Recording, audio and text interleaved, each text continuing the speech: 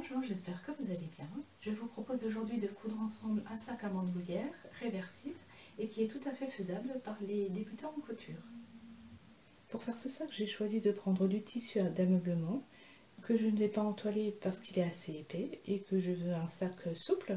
Mais vous pouvez prendre toutes sortes de tissus, entoiler l'intérieur ou l'extérieur ou les deux côtés. Vous faites vraiment comme vous en avez envie. Je vais faire un côté du sac avec un tissu à motif et les côtés en tissu uni. J'inverserai à l'intérieur, mais vous pouvez très bien le faire entièrement en uni. Vous avez de multiples possibilités. Vous pouvez prendre une couleur différente pour chaque sac. Vous pouvez vraiment faire comme vous le souhaitez. Au départ, je voulais mettre une poche plaquée à l'intérieur et à l'extérieur. Et finalement, j'avais pas envie de cacher ces motifs.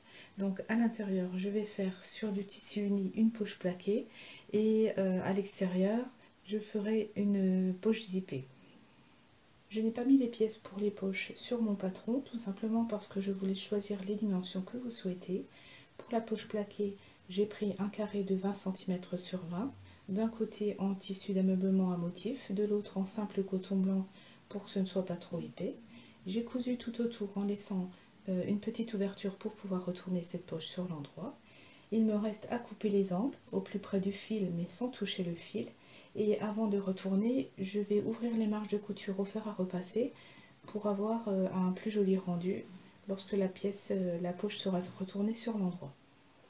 Sur le haut de cette poche, j'ai fait une surpiqûre à 5 mm du bord avec un point allongé à 3.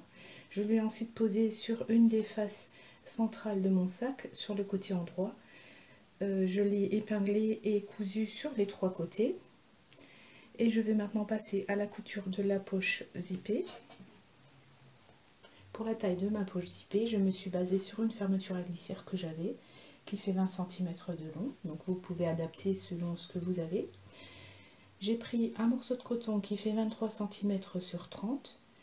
J'ai tracé un rectangle qui fait 20 cm et demi sur 1 cm. J'ai cousu exactement le tour de ce rectangle sur le trait que j'avais tracé. Ensuite, j'ai tracé une ligne au milieu avec aux extrémités des petites lignes qui partent vers les angles de ce rectangle.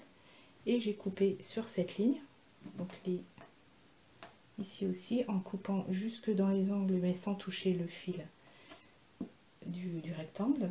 Donc j'ai procédé exactement comme pour toutes les poches zippées que je vous ai montrées jusqu'ici. Ensuite, j'entre ce tissu, je le fais passer de l'autre côté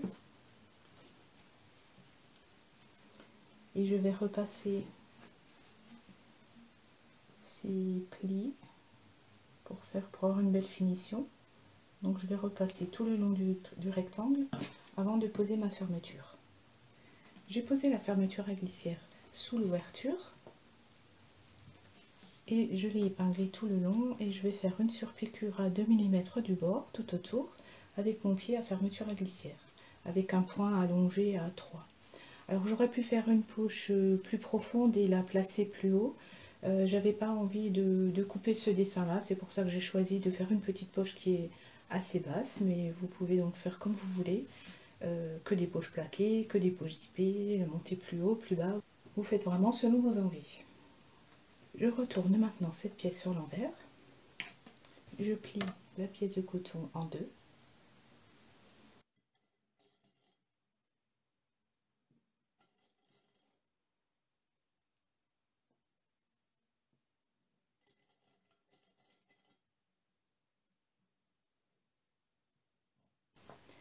Et je vais faire une couture à 1 cm du bord, donc sur le côté, le haut et l'autre côté, en prenant bien soin de coucher la pièce du dessous pour qu'elle ne soit pas prise dans la couture.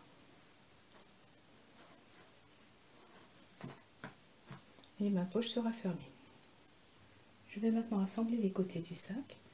Donc ne soyez pas trop perturbés par les lignes qui ont l'air opposées comme ça. Si vous avez un petit doute, vous posez ces pièces ainsi et vous voyez que l'arrondi de l'intérieur est bien en place.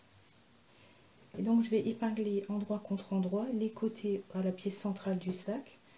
Alors cette fois-ci, j'ai fait un patron avec les marges de couture non incluses. afin que vous puissiez les épingler avec les repères de couture. Donc sur les traits que j'ai tracés, je pique une épingle dans l'angle, j'essaye d'atteindre l'autre.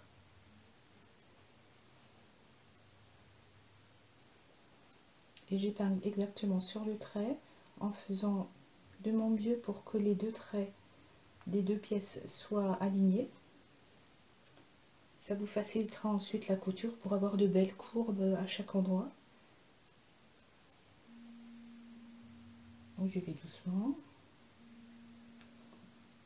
Alors on n'est pas à un demi-millimètre près, vous faites au mieux.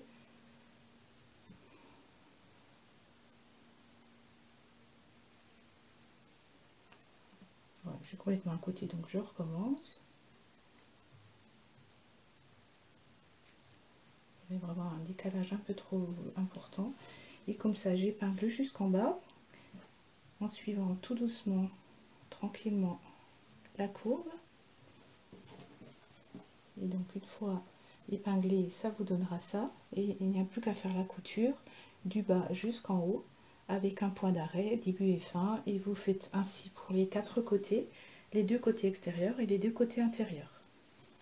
Lorsque toutes les coutures sont faites, vous pliez les marges de couture soit vers l'intérieur, vers le milieu, et vous fixez au fer à repasser, ou alors vous les pliez vers l'extérieur du sac et vous repassez. Après ça dépend des tissus et du rendu que vous voulez avoir, et vous pouvez faire une surpiqûre. Donc si vous pliez la marge de couture vers le centre du sac, vous faites la surpiqûre sur le tissu du milieu.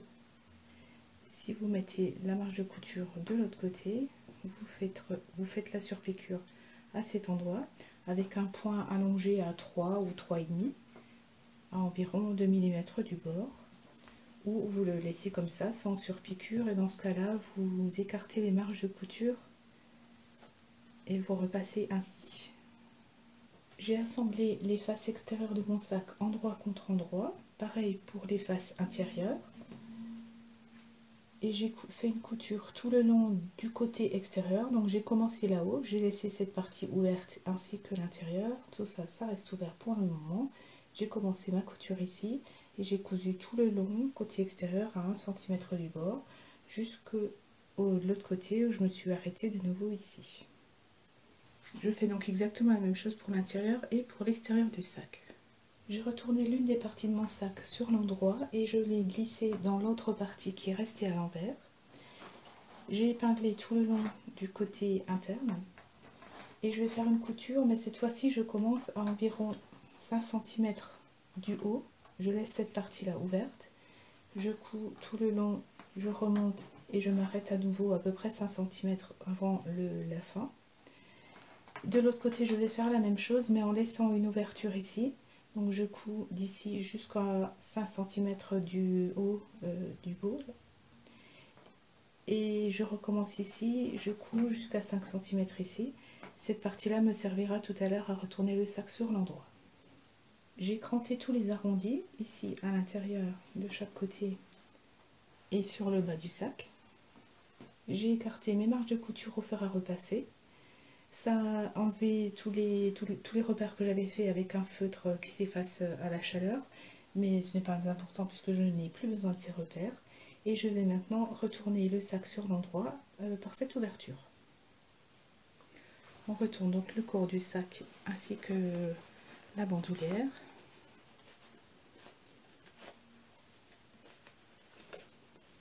Qui est toujours ouverte, hein, qui n'a pas encore été cousue. Et on place un côté du sac dans l'autre. Au choix, ça n'a pas d'importance.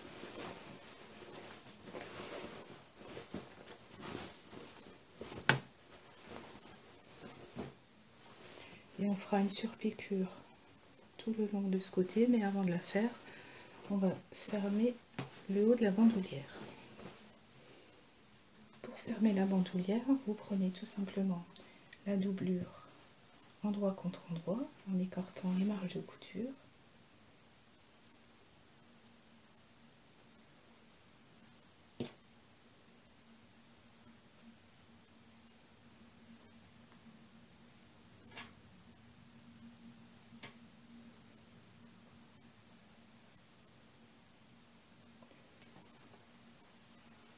Je tourne ainsi pour prendre le tissu extérieur de la même manière, endroit contre endroit.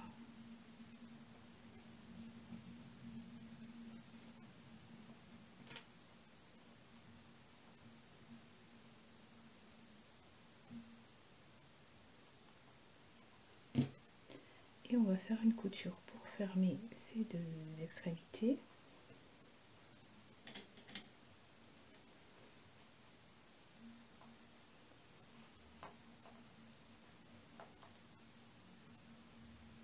Donc à 1 cm du bord tout le long avec un point d'arrêt début et fin.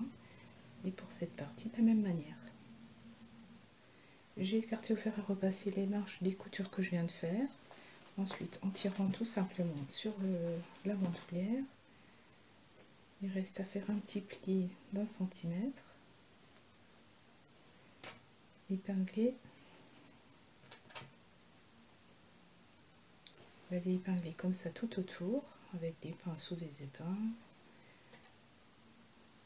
ainsi qu'à l'ouverture qui nous a servi à retourner le sac.